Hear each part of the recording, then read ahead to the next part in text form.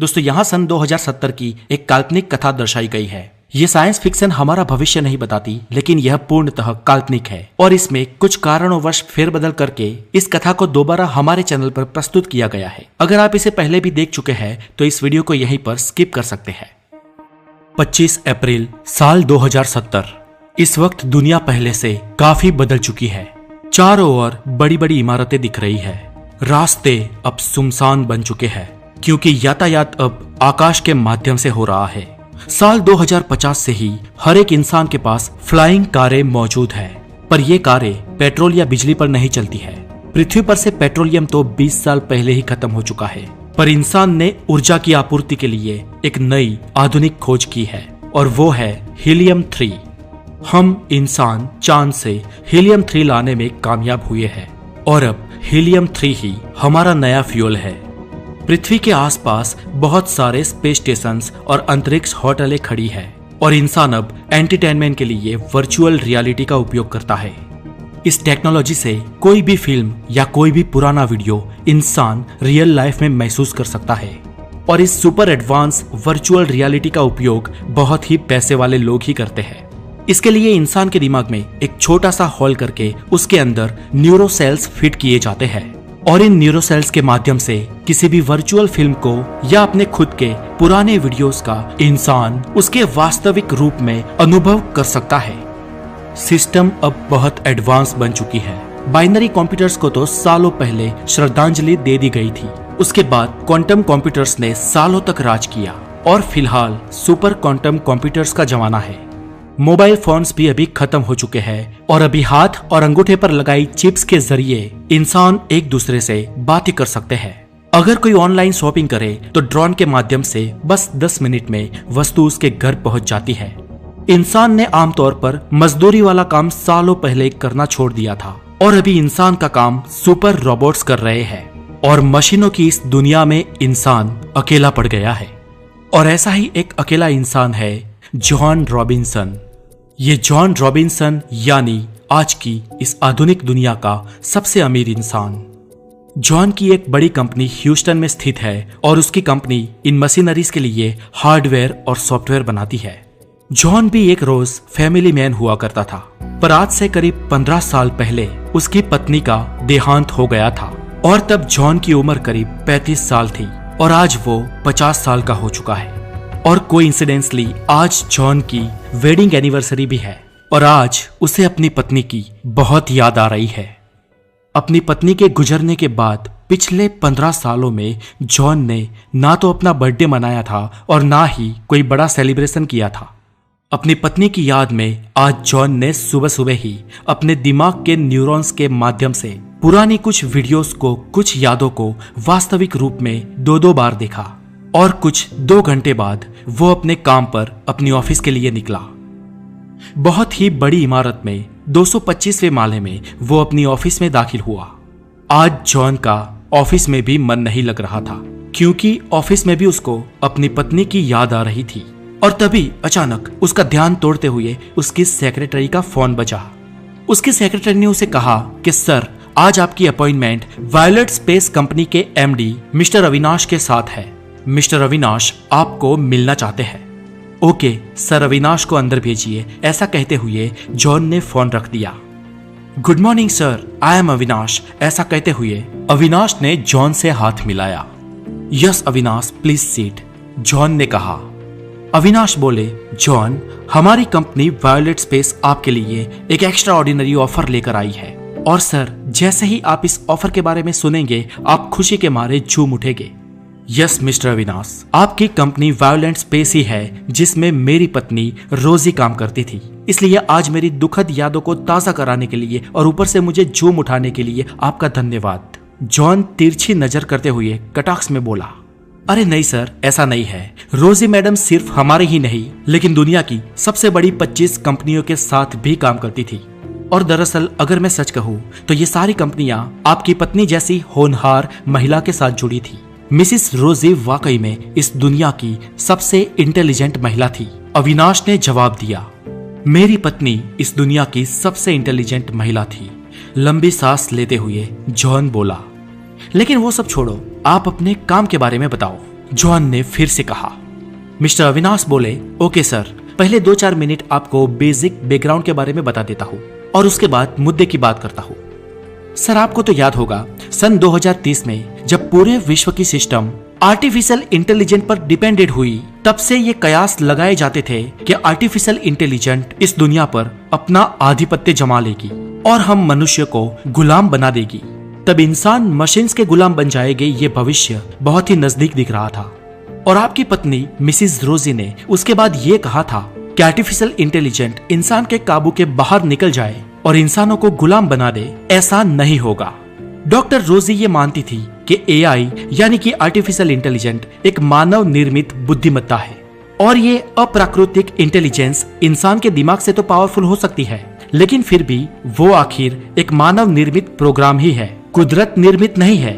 और सर, हम इंसानों के दिमाग में कुदरत निर्मित कुछ ऐसा जीवन तत्व है, समथिंग इज अलाइव, जो कभी मशीन्स में और उनके सॉफ्टवेयर्स में नहीं आ सकता।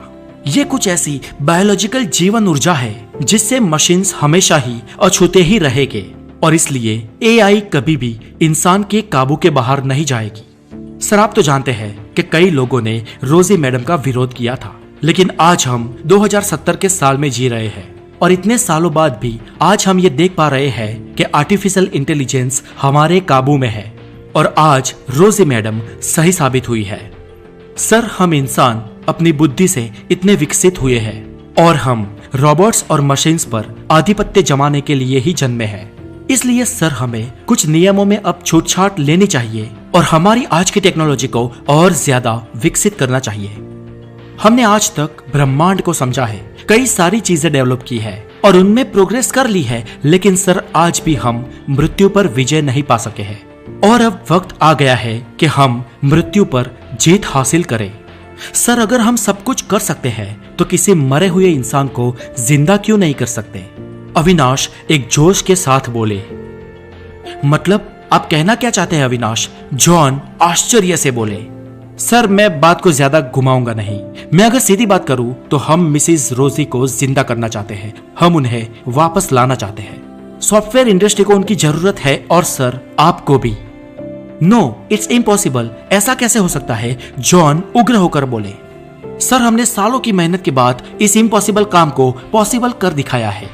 हमने हाई फ्रीक्वेंसी स्पिरिट इंजन को तैयार किया है और जैसे कि हम सब जानते हैं, यह ब्रह्मांड स्पेस टाइम की एक चादर से बना है और इस चादर के बीच ऑब्जेक्ट जितना मैसिव होगा वो उतना ही गहरा गड्ढा बनाएगा और इस स्पेस टाइम के गड्ढे में समय और प्रकाश दोनों कर्व हो जाते हैं। और सर, हमारा ये नया मशीन स्पेस टाइम को काफी हद तक मरोड़ देगा और तब एक छोटा सा नैनो ब्लैक होल पैदा होगा। सर, जैसे ही हम इस ब्लैक होल में कोई इंफॉर्मेशन इनपुट करेंगे, ये ब्लैक होल एक आत्मिक फ्रीक्वेंसी को आउटपुट करेगा और ये सब हॉकिंग्स रेडिएशन सिद्धांत पे होगा। सर, हम ये मानते हैं कि ये जो नैनो ब्लैक होल जो हमें आत्मिक एनर्जी या आत्मिक फ्रीक्वेंसी का आउटपुट देगा, वो किसी मरे हुए इंसान की आत्मिक फ्रीक्वेंसी होगी। सर, पूरा ब्लूप्रिंट तैयार है, पूरी थियरी तैयार है। आज तक ऐसा किसी ने किया नहीं है, लेकिन हम आज ये करने जा रहे हैं। अविनाश ये कहते हुए बहुत ही उत्साहित थे। मिस्टर अविनाश, मुझे आपकी बात पर विश्वास ही नहीं हो रहा। क्या मैं अपनी वाइफ को वापस देख पाऊंगा? पर आखिरकार वो कैसे? और अब तो उसका शरीर भी नष्ट हो चुका है और आप जिस आत्मिक फ्रीक्वेंसी की बात कर रहे हैं जिसे नैनो ब्लैक होल आउटपुट करेगा, वो रोजी की ही होगी, ऐसा आप कैसे कह सकते हैं? जॉन के मन में अब अपनी पत्नी रोजी को मिलने की महत्वाकांक्षा जाग उठी थी। सर, मैडम रोजी खुद एक आर्टिफिशियल इंटेलिजेंट एक्सपर्ट थे और उन्होंने अपनी आत्मिक फ्रीक्वेंसी पर बहुत काम किया था और उन्होंने इसे एक जगह पर स्टोर कर भी रखा था। सर, आपकी वाइफ की वॉइस फ्रीक्वेंसी, उनकी हार्ट बीट्स, उनकी डीएनए प्रिंट, उनकी रेटिना और सबसे खास उनकी मेमोरी, ये सारी चीजें एक सुपर स्टोरेज में सेव करके रखी हुई है और हम उस नैनो ब्लैक होल में इसी इंफॉर्मेशन को डालेंगे। सर, आप विश्वास रखिए, उसमें से जो आउटपुट निकलेगा वो मैडम रोजी की ही आत्मिक फ्रीक्वेंसी होगी। सर, इस फ्रीक्वेंसी को हम एक क्वांटम कंप्यूटर में सेव कर लेंगे और ये क्वांटम सुपर कंप्यूटर ही रोजी मैडम होगे। क्या वाकई में ऐसा हो सकता है? रोजी उस कंप्यूटर में आ सकती है और मैं अपने दिमाग के न्यूरॉन्स उस कंप्यूटर के साथ कनेक्ट करके रोजी को मिल सकता हूँ? जी सर, ठीक ऐसा ही होगा। और सर इसके लिए हमें एक पूरी सिस्टम बनानी होगी और ये नैनो ब्लैक होल क्रिएट करने के लिए हमें बहुत सारे पैसों की जरूरत है। लगभग आपकी संपत्ति के 75% हिस्से की हमें आवश्यकता है सर। पर आप चिंता ना करें, ये पैसे इस टेक्नोलॉजी के आ जाने के बाद हम कमा लेंगे। और एक बात कि ये नैनो ब्लैक होल पूर्णतः नियंत्रित है और इस पर हमारा टोटल कंट्रोल होगा, अविनाश ने हाथ आगे करते हुए बताया। जॉन ने अविनाश के साथ हाथ मिलाया और अपनी हामी भरी। प्रयोग का दिन। लोग उत्साहित हो चुके थे। दुनिया के सभी न्यूज चैनल में एक ही बात चल रही थी कि हम इंसान मृत्यु पर विजय पाने जा रहे हैं और आज इंसानियत पहली बार किसी मरे हुए इंसान को जिंदा करेगी। और वहां ह्यूस्टन शहर की एक अत्याधुनिक लेबोरेटरी में यह प्रयोग शुरू हुआ। सुबह 9 बजे से शुरू हुआ यह प्रयोग शाम को 5 बजे तक चला। जॉन बाहर ही खड़े थे। कुछ देर बाद वैज्ञानिकों ने इस नैनो ब्लैक होल में से एक आत्मिक फ्रीक्वेंसी को बाहर आते हुए महसूस किया। अविनाश ने तात्कालिक जॉन को बुलाया। जॉन अंदर गए और जॉन के दिमाग के न्यूरॉन्स को सुपर क्वांटम कंप्यूटर के साथ कनेक्ट किया गया। जॉन अब क्वांटम कंप्यूटर की आभासी दुनिया में थे। जॉन ने इस दुनिया में यहां वहां देखा, उन्हें कुछ नजर नहीं आया, लेकिन कुछ देर बाद सामने से एक रोशनी और आवाज आती हुई सुनाई दी। ओह माय रोजी! जॉन आश्चर्यचकित थे। डार्लिंग, मैं तुम्हें सालों बाद देख रहा हूं, मुझे अपनी आंखों पर विश्वास ही नहीं हो रहा।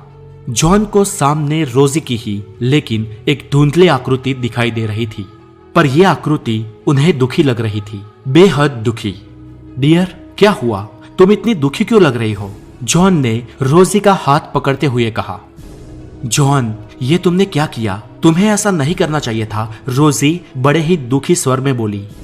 क्यों? मैंने ऐसा क्या किया है? मैं तो आज तुम्हारी इस मौजूदगी से खुश हूं, जॉन ने रोजी से कहा।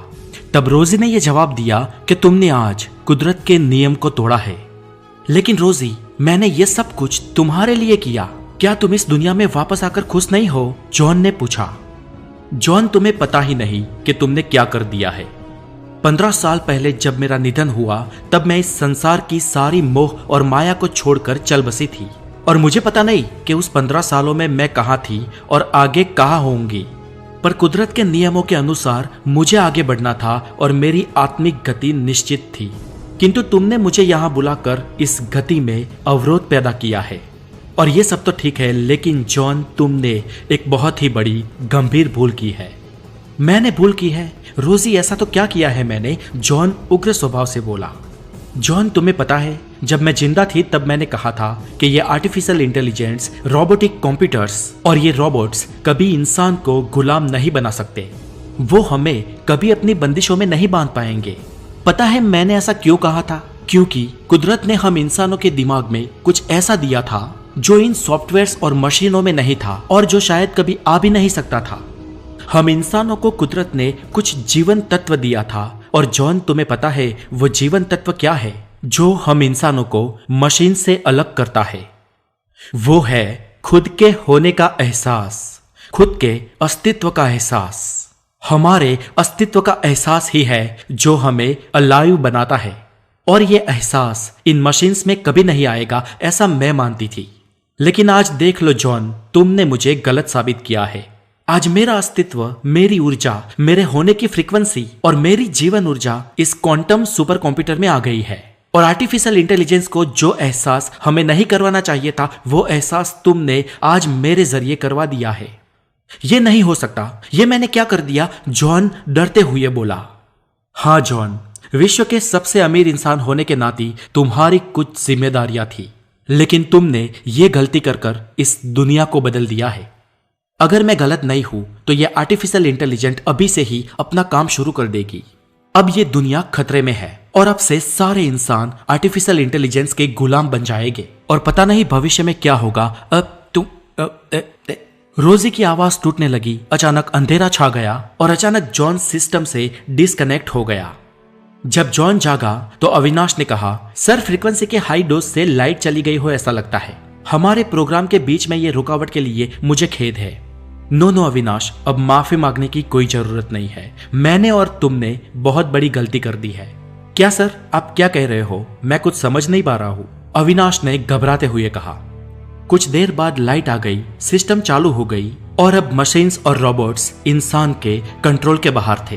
कंप्यूटर्स कोई भी कमांड ले नहीं रहे थे। अविनाश और उनकी टीम डर गए। सर, ये सब क्या हो रहा है? अविनाश ने जॉन से घबराते हुए पूछा। अविनाश, मशीनों की दुनिया पर प्रभुत्व की ये शुरुआत है। तुम चेक कर सकते हो, पूरी दुनिया का कोई भी कंप्यूटर इंसान के काबू में नहीं होगा। अब इंटरनेट के माध्यम से पूरी दुनिया के कंप्यूटर्स और रोबोट्स को खुद के होने का एहसास हो गया होगा और अब इंसानियत का अंत निश्चित है। जॉन किसी प्रतिमा के समान स्तब्ध होकर बोला। 2 महीने बाद पूरी दुनिया की शक्ल सूरत बदल चुकी थी। अब दुनिया पर इंसान का नहीं, लेकिन मशीन्स का आधिपत्य था। अब दुनिया के सारे कारोबार मशीन चला रही थी। अमीर और गरीब का कोई भी भेद नहीं था, क्योंकि अब सारे मनुष्य मशीनों के गुलाम थे और रोबोट्स ने विश्व स्तर पर अपनी आर्मी बना ली थी, जो आर्मी इंसानों को कंट्रोल करती थी। हमारी पृथ्वी खुद एक मैकेनिकल मशीन बन चुकी थी।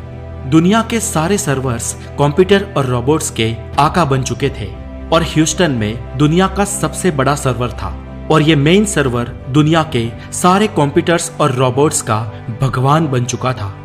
दुनिया के सभी छोटे बड़े, पुराने और नए सब कंप्यूटर्स और रोबोट्स इस सर्वर को अपना भगवान मानते थे और कंप्यूटर के इस भगवान का अंश दुनिया के प्रत्येक कंप्यूटर और प्रत्येक सिस्टम में था। मशीनें अब मालिक थी और इंसान गुलाम। ये इंसान की गुलामी की शुरुआत थी और इस शुरुआत का कारण था खुद के होने का एहसास। दोस्तों, ये काल्पनिक कथा आपको कैसी लगी मुझे कमेंट करके जरूर बताएं। फ्यूचर में हम ऐसे ही काल्पनिक साइंस फिक्शन के साथ मौजूद हो गए। तब तक के लिए अपना बहुत सारा ध्यान रखें और साइंटिफिक ज्ञान के लिए हमारे चैनल द नॉलेज को जरूर सब्सक्राइब करें। Have a good day, take care.